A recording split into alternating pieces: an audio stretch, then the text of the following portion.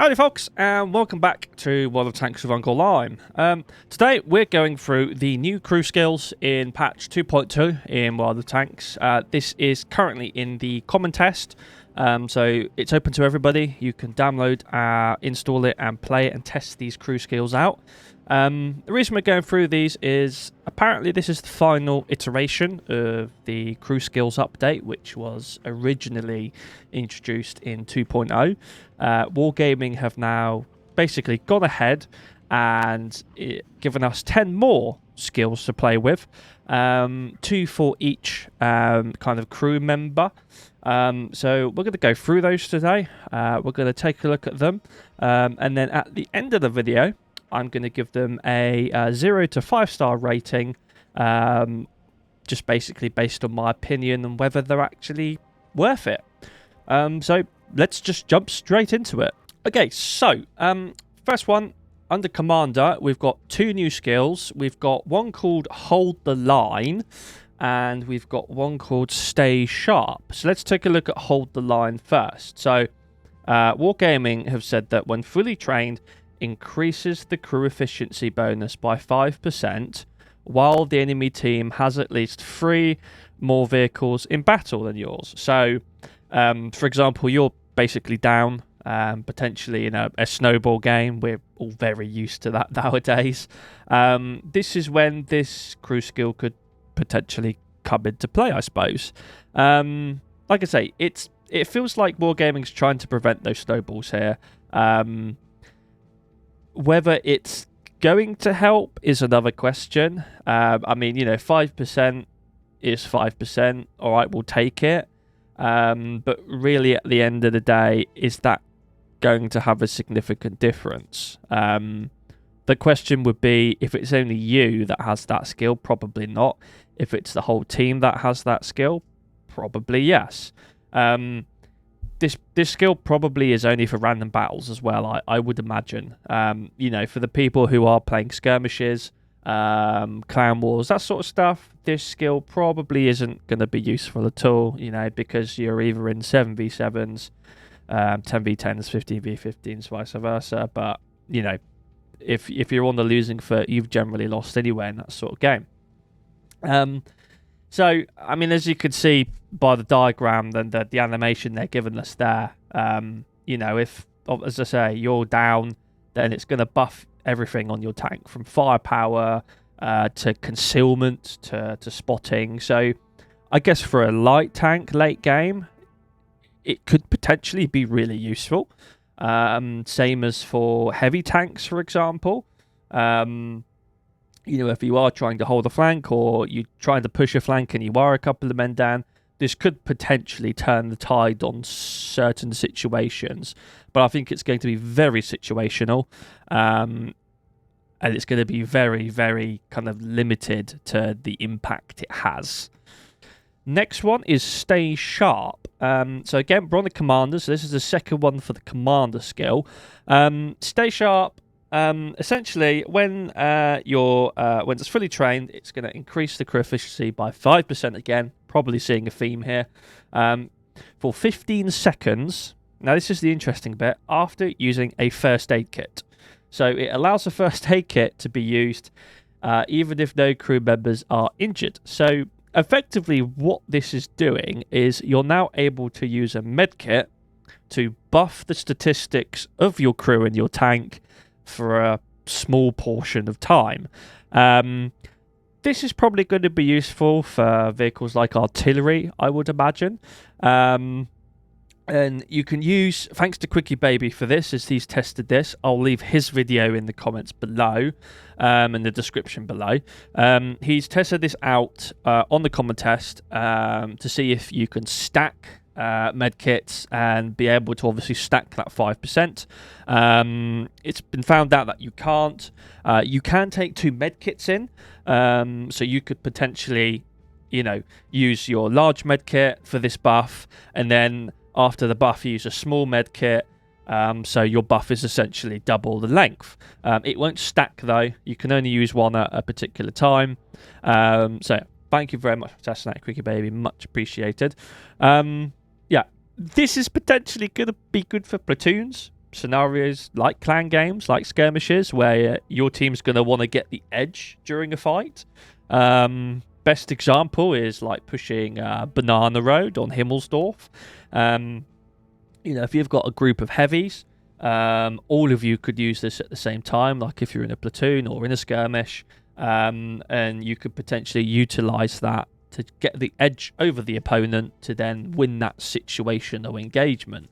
That's where I see this perk coming into play. As I say, potentially going to be useful for artillery as well, especially the auto-loading artilleries like the bat chats at tier 9 and 10, for example. Those are the only situations I see this being useful. Again, potentially for light tanks maybe, in certain situations where you're really going to need that buff. You could use this in conjunction with Hold the Line as well, for example, alongside things like Recon and things like that. You could also stack it with the emergency perk, where you are in a dogfight as a heavy, for example. So as you can see, there's a couple of situations here where you can mix and match these and get an interesting set of results from the actual perks you use on your crew. So, onto the gunner. Gunner's got two very interesting ones, actually. I don't know whether many people will use these, over things like snapshot, concentration, quick eye, quick aiming, and dead eye. Those are generally my go-tos. However, we've got two. We've got one called Point Blank, and we've got one called Lone Wolf. So, on Point Blank, essentially what this is when fully trained, again, increases maximum potential penetration by 5% when firing at an enemy vehicle less than 50 meters away. So less than 50 meters away, who's going to be using this? Medium tanks, most definitely heavy tanks, and potentially those kind of breakthrough TDs who have got that good structural armor there. I don't see much else using this. Those are really the only situations. It's a dogfighting perk, essentially. It's going to allow you to potentially pen those slightly more difficult spots, maybe on an E100, maybe on some of the Russian heavies, for example. It may give you the upper edge. Whether it's going to have much more of an impact, I don't think so. I think it's a very low floor perk there that's really not going to give you much. So, next one is Lone Wolf for the gunner. Lone Wolf, interesting one, to be fair. So, as the title suggests, decreases gun dispersion and increases aiming speed by 5% while there are no allied vehicles within a 300 meter radius. First bit I would say is 300 meters. We don't really have a signifier for this, as those circles, the range circles on the map you can have. We don't have a 300 meter one. So it's going to be interesting to see how people use this. You're going to have to be a relatively good player to know that you're beyond the 300 meter radius.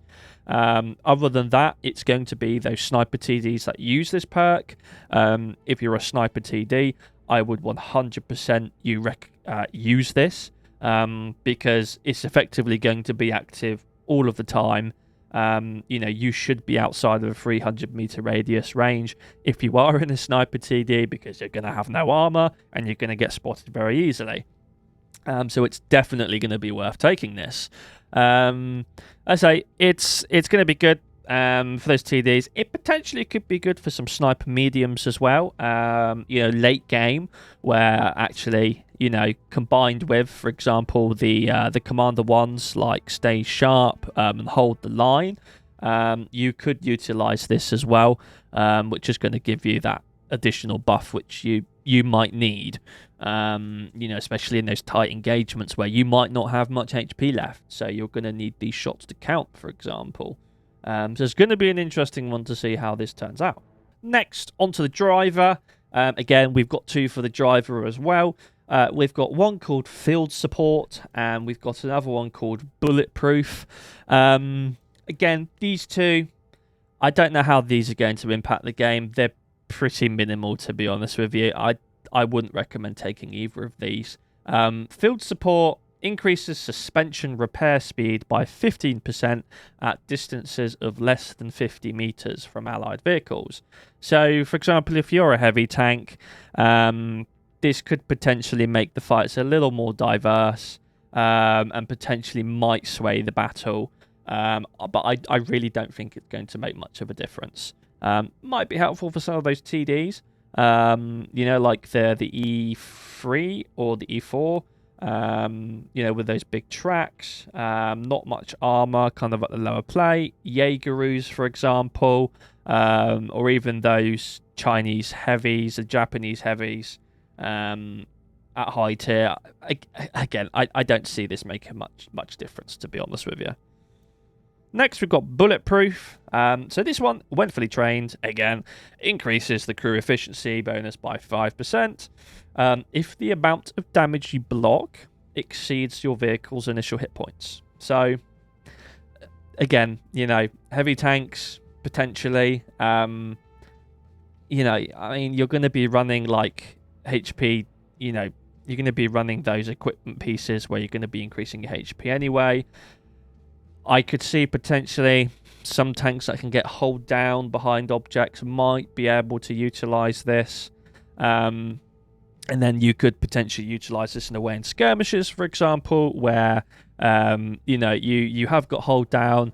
Once you get this bonus, you could push out and use that 5% to support you in winning that flank. Again, very, very situational. I don't see this having an impact at all in random battles, if at any very, very minimal amounts. Lastly, we have the loader. So the loader, we've got a couple on here which are very interesting. So we've got Second Chance and we've got Mag Mastery. So Second Chance, when fully trained, reduces gun loading time by 2.5% for the next shell if the previous shot did not cause damage to an enemy vehicle. This is a very interesting one because when you go into game and test this on the common test server, you can miss a tank, not necessarily hit it. They don't need to be spotted. And the next shell, if you do miss, whether they're spotted or not, will reduce your gun loading time by 2.5%. So again, this is going to be very interesting. It may potentially force you to replace to replace other skills like Adrenaline Rush or Intuition, for example, to take this. This is going to be an interesting set of perks now because there's lots of perks that are very situational. To be honest with you, you're going to want most of these perks, so you're going to have to pick and choose which ones you actually want. Tanks, like autoloaders, TDs, could potentially utilize this to get killed before the enemy can hide, for example. We've been in countless situations, I'm sure, where, you do shoot something and you do unfortunately miss because RNG gets you at that time. It may give you that edge to potentially get another shot in before they are able to get into cover, for example. So potentially a pretty good one to use for a variety of situations and a variety of tank classes. Now, Mag Mastery, when fully trained, decreases magazine reload by 2.5%.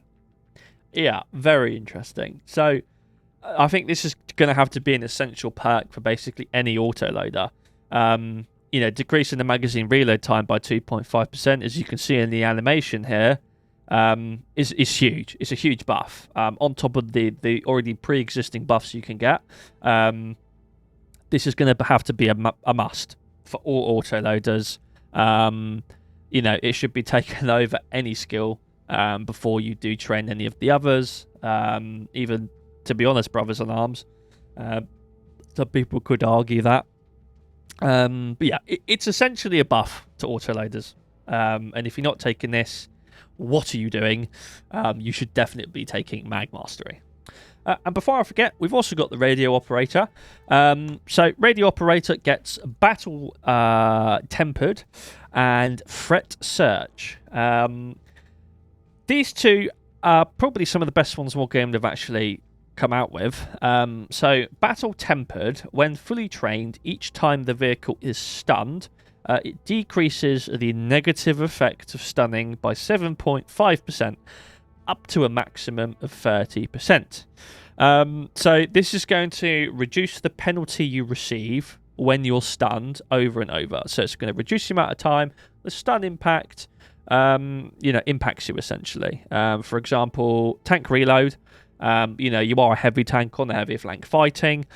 You get stunned, and it reduces your stun by a certain percentage. This is going to help reduce that negative effect. If, for example, you've already used your med kit, then this is actually going to help in those scenarios where artillery is raining down on your flank pretty heavy. Then you could potentially utilize this. I would probably say maybe your final skill, because I have tested this. There haven't really been many situations where it's been worth it, because every time the arty has come back in, I've had my med kit. I'm generally behind cover, or I'm aware of where artillery is, and I am doing my best to make life difficult for that artillery to actually hit me. So again, I feel like this is quite situational. We'll have to see how this works. It's going to be useful for some maps, but probably not a lot of maps. We'll just have to wait and see. I don't know how that perk is going to impact games very much at all. Again, much like some of the commander perks there. So, threat search, final one. When fully trained, increases view range by 2% for 5 seconds after receiving the Sixth Sense alert. Interesting. So, essentially, if you're a light tank or you're a medium, like the Borask, for example, you're on Prokhorovka, and you are spotting that tree line there that everybody absolutely loves. Then, as soon as you get spotted, or as soon as you get that Sixth Sense alert, which you could potentially tie in with signal interception, you're going to be able to potentially spot, further. And we may see some interesting play by some quite aggressive light tanks or medium tanks who are going to want to try and get that extra kind of section of range there to try and spot. Like an EBR, for example. Everybody shivers when you say that in conjunction with this new perk. So it's going to be very interesting how this changes. I want to say the meta, how this changes the way people play. It's going to make it slightly more risky, I would say. Not knowing whether people have got this perk, it's going to make players play either more aggressive, or it's going to make players who are spotting more passive, because they're not going to know. So, yeah, it's going to be interesting. We'll have to wait and see. So, as I said, final bit of the video, we're going to give these a rating out of 5 stars to see whether it's actually worth it. So, starting with the commander, we have got Hold the Line.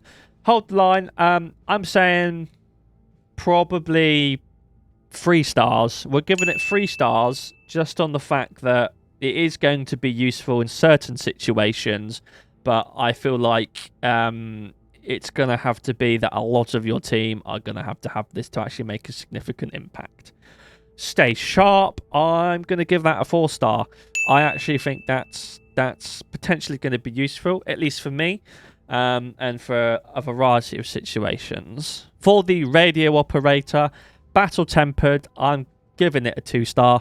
I don't really see the point in it. Only very, very minimal situations. Threat Search, I'm going to give 5 stars. I know, crazy, but I genuinely think this is probably going to be one of the better perks that medium tanks and light tanks are going to have to choose alongside that situational awareness perk. You should be taking situational awareness, by the way. If you're not, you need to take it.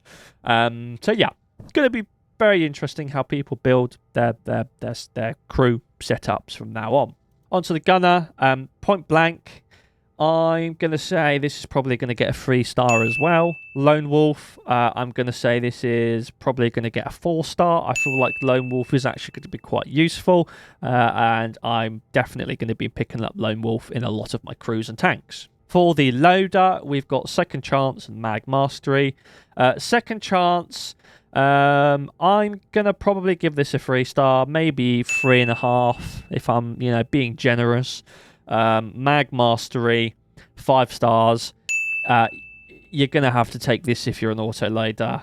It is a must. It's going to improve your gameplay, the way you play. It's going to give you that upper edge. Yeah, definitely 5 stars for that one. And finally, the driver. I'm giving both of these, well, actually, field support, I'm giving 1 star. I just genuinely don't see the point in it. I mean, if you're taking a large repair kit, you've already got that decreased amount of time you're taking for the repair kit. You're going to be running certain pieces of equipment that may help with this as well. So I really just don't see the point over all of the other perks you could take, like Engineer Smooth Ride, Clutch Braking, along with your Brothers in Arms and that sort of stuff. I don't see the point in it. Bulletproof, I'm going to give this a 1 star as well, to be honest. Maybe 1.5, 2 to push. Again, it's so situational that I don't see the point in taking it. Like, you might as well just play slightly more smart, same with field support, and you're really just egging on the fact that you might actually just need to understand your tank better, in my opinion. Like, there's just no point taking these perks, really. So that is everything, guys. Thank you very much for watching. Comment below what you think. I'm interested what your opinions are on my opinions. Obviously these are all they're personal opinions at the end of the day. Whether I'm right is yet to be known. I'm probably not. They're just my feelings on how these perks are going to play out, based on the games I've had in the common test server. Obviously, it's all subject to change. All of these values may potentially change before they come to release, so bear that in mind. And we also do find sometimes that when these perks come in, just like we saw with 2.0, that they may have to be changed, they may have to be buffed, debuffed, whatever it is, because when they do get released into that general population, we do see a potential difference in the actual test data that Wargaming gets. But yeah, if you like the video, make sure to like. If you want to see more videos like this, make sure to subscribe. And yeah, we'll see you in the next video.